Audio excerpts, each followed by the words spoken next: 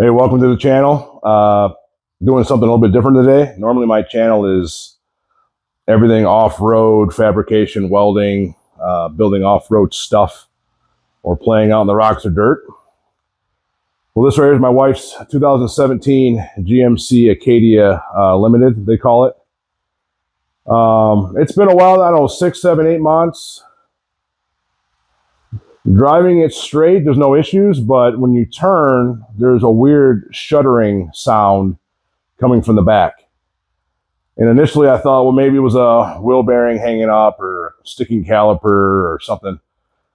So I checked all the stuff that you would check. Nothing was wrong. It's like, okay, what's going on? So I tried doing some research online, Google this, Google that, and not really much out there, but I came across a few forums or groups, whatever you want to call it, talking about this is an all-wheel drive vehicle. I should have started there. All-wheel drive. So it's got a rear drive shaft differential.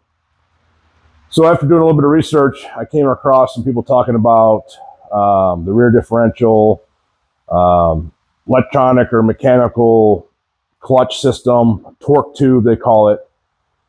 I'm like, well, I never really heard of a torque tube. I'm used to old school stuff, transfer case, drive shafts, axle, differentials. All-wheel drive, modern stuff, I don't really touch or have much knowledge on. So I put the car up on the hoist, looking at stuff, I'm like, wow, this looks completely weird or different. I've never seen something like this. So now I understood what they're talking about.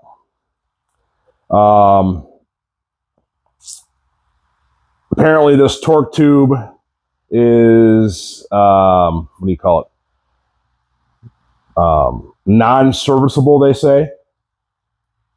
And the torque tube alone, brand new, I think I was finding $1,400 to $1,800. And I think it kept saying back order or not available. I'm like, okay, that's awesome. So I went on eBay, did some searches, and I found one with the same or less miles than what this car has in it now. Got it super cheap. I think I got it for like $175 shipped. It looks in good condition. I'm just going to clean it up real quick, and hopefully it solves the issue. So let's take a look at what this torque tube rear differential thing looks like. All right, so this right here is the rear differential, and then this part right here is what I'm not familiar with or haven't really seen. They call this the torque tube. So the rear drive shaft from the front, I always want to say transfer case, but PTO all-wheel drive unit up by the motor transmission. There's a drive shaft that goes from that to the back normally. Well, it goes to this torque tube. And then inside of here is some computer-controlled mechanical or magnetic clutch system that is in between the input power of the drive shaft and motor to the rear axles. So somewhere in here, it seems like is the issue. And again, they say this is non-serviceable. Basically, you have to replace this whole unit. So I'm taking a chance. Hopefully this unit is good. It shouldn't be that hard of an install. Yeah, this is a 2017 GMC Acadia Limited all-wheel drive 3.6 liter V6. Got it all situated on the hoist. Just broke the rear lug nuts loose. So let's get this up and see what we're looking at.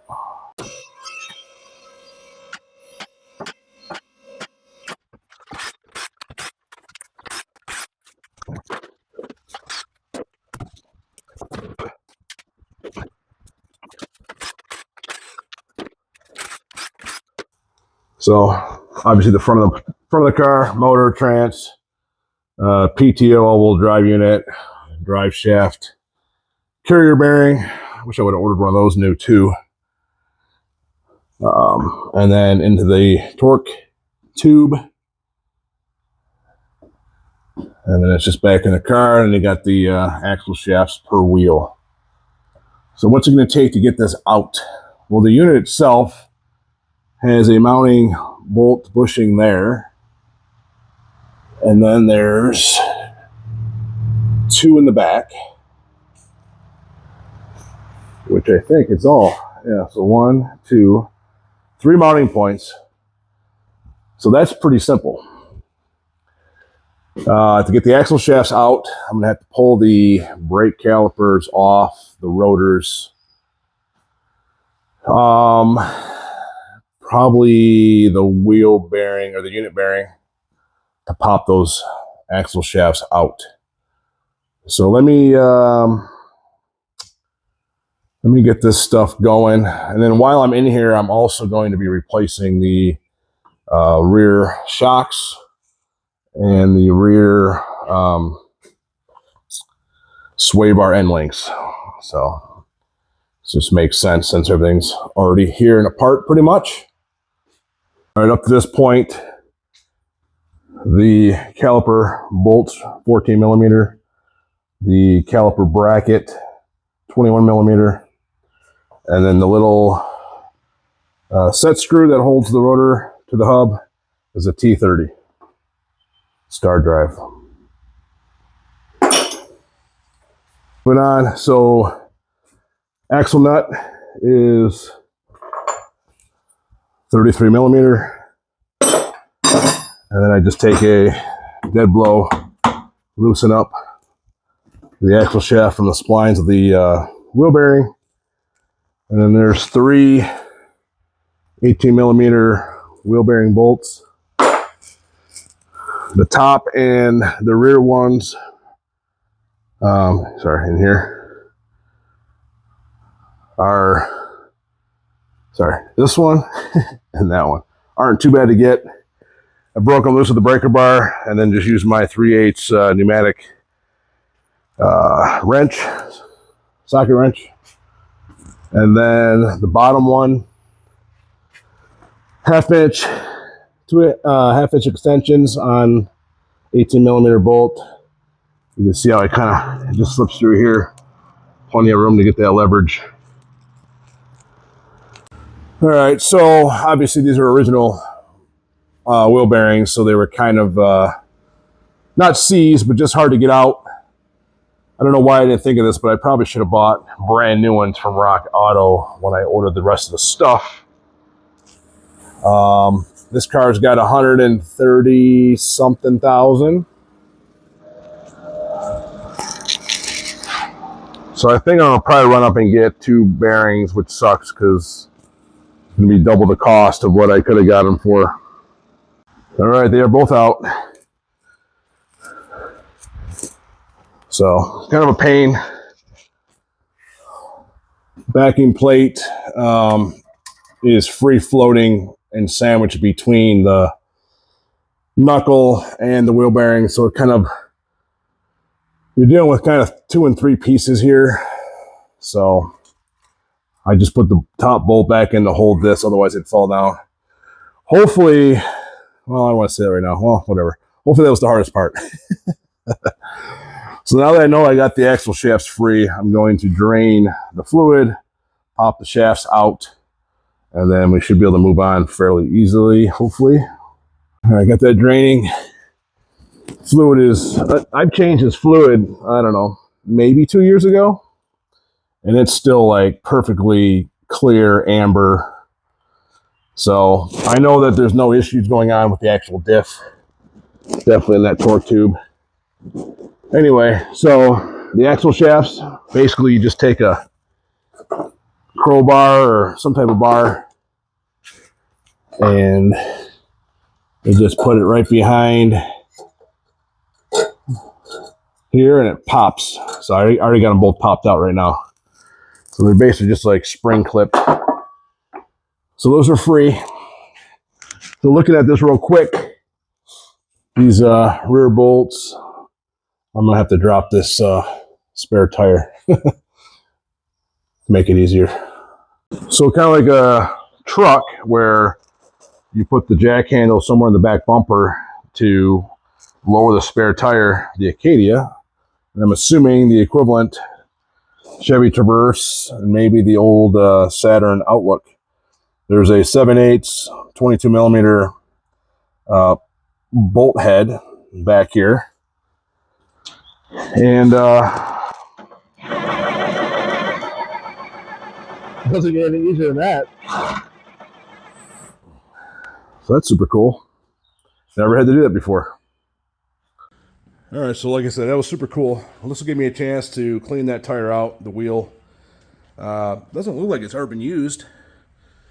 So I'll clean that up. It's cool how they have that little protector on it too. See if I can't lubricate that somehow. Anyway, these are 21 mil. 21. Those are those rear two mounting bolts. And then this, I'm assuming, is another 21. And then the drive shaft bolts are 15 millimeters. So let me get these loosened first. And then the little computer's on there. Should have enough room to drop it down so far. And disconnect these two connectors. I'm trying to debate on just running this computer and just plugging the car into it, or should I put that computer? I think I'm going to put the original computer on it, unless, I don't know, if all these numbers are the same. I don't know. We'll see. Let me get it down. All right, got the one out of the Acadia off the car. So I don't know. It's pretty grimy on top of the diff here, like it was been spitting out fluid. So I don't know. Maybe it is something to do with inside of that. I don't know. But the computer, both numbers are different. So I'm going to put the stock computer on the new used part. I'm going to shop back and just kind of clean out this gunk. And I'm going to change out these axle shaft seals on both sides. And then this will be ready to go up. So, I don't know, fingers crossed. You never know when you got a used part. So, I don't know. We'll see. All right, pop the old seals out.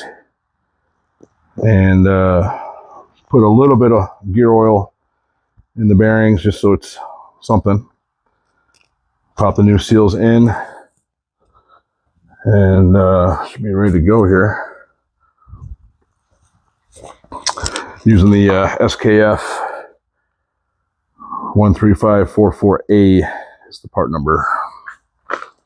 Same on both sides. All right, so I was trying to do some research on these two boxes. And again, this type of stuff is not readily available. Sounds like the control box obviously controls that torque tube clutch situation. So I'm going to take a chance and keep the original control box with the new unit I'm putting in. I think. The good news is that if something is wrong, I should be able to have enough slack to change the box out if I need to. It's kind of weird because, like, the replacement unit's got part numbers all over it. The one I'm taking out doesn't have part numbers anywhere. So outside everything looks exactly the same.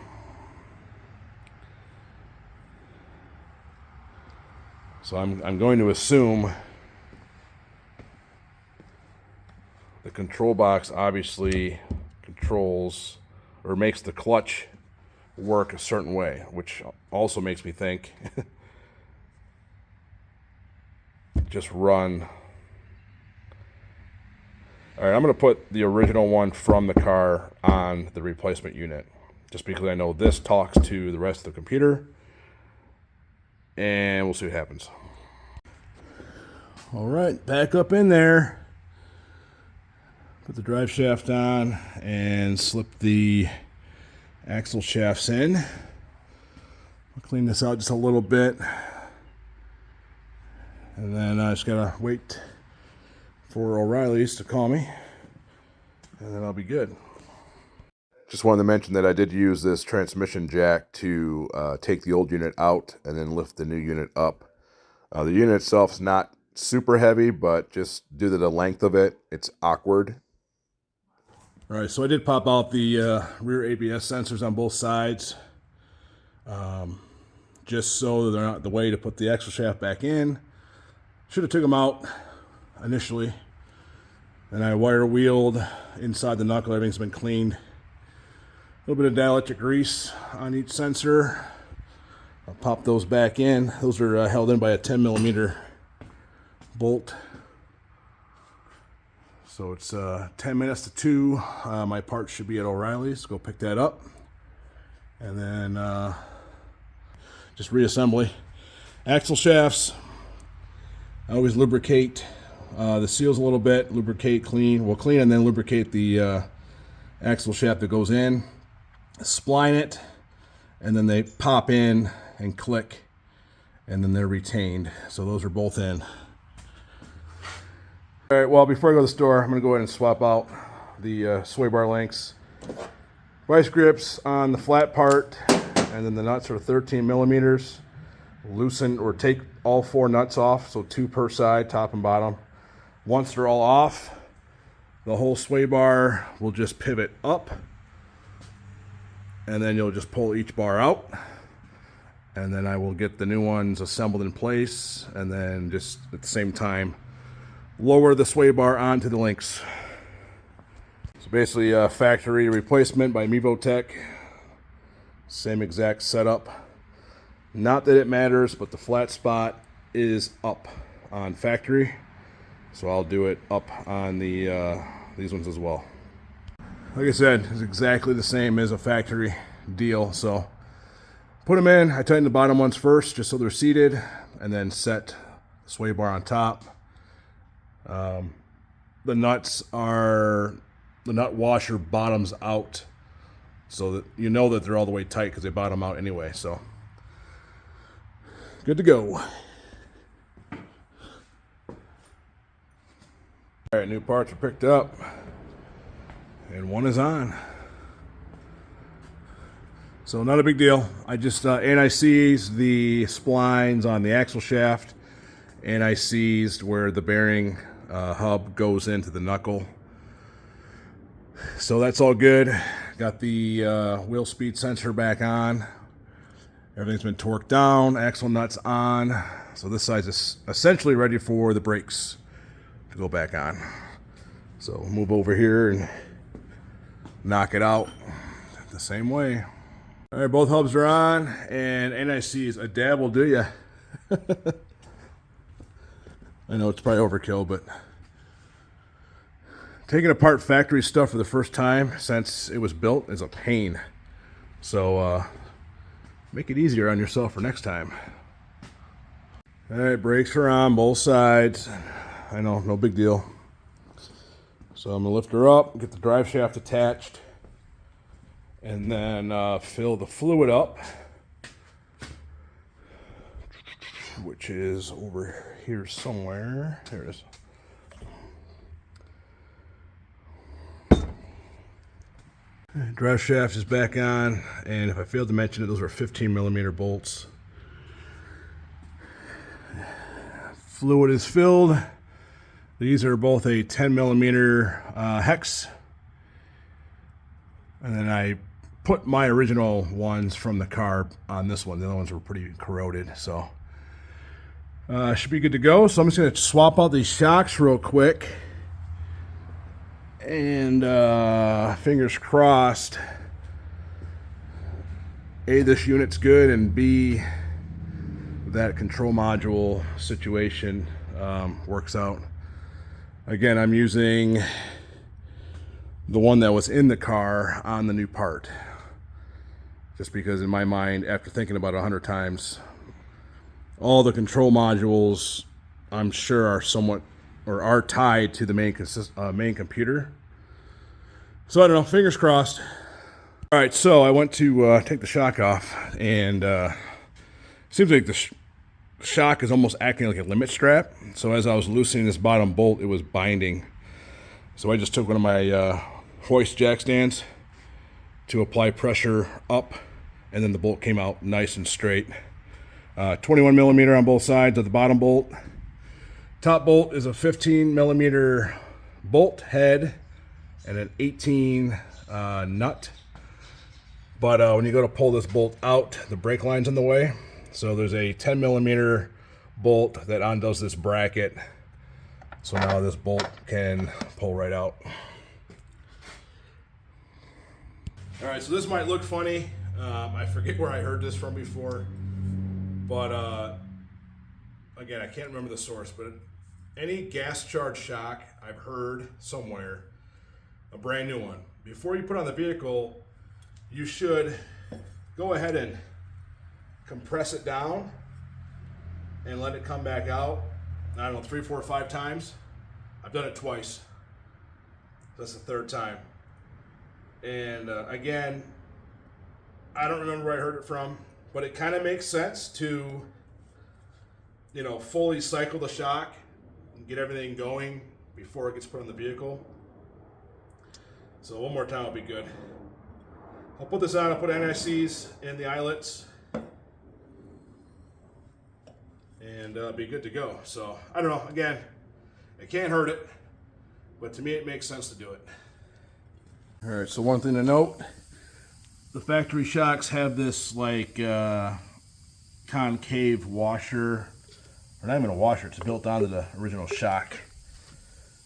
KYB gives you these to put on in place, which is cool.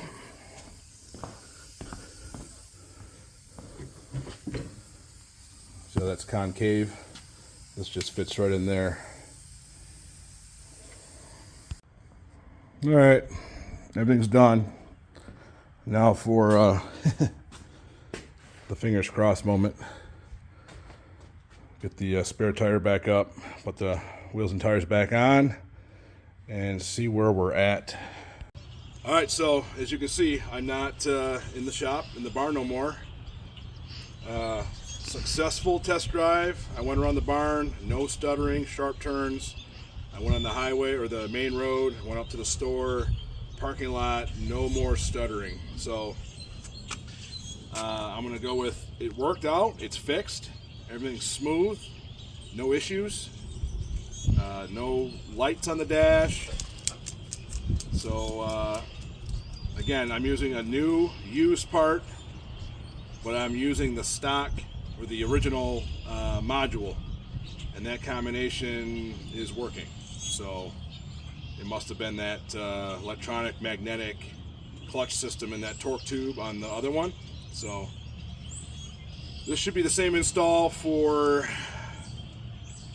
don't quote me on it, I think 2007 to 16 or 17, GMC Acadia, Chevy Traverse, and Saturn Outlooks should be a very similar, if not the same, all-wheel drive system. So thanks for watching. Hopefully this video helped you out, and catch you in the next one.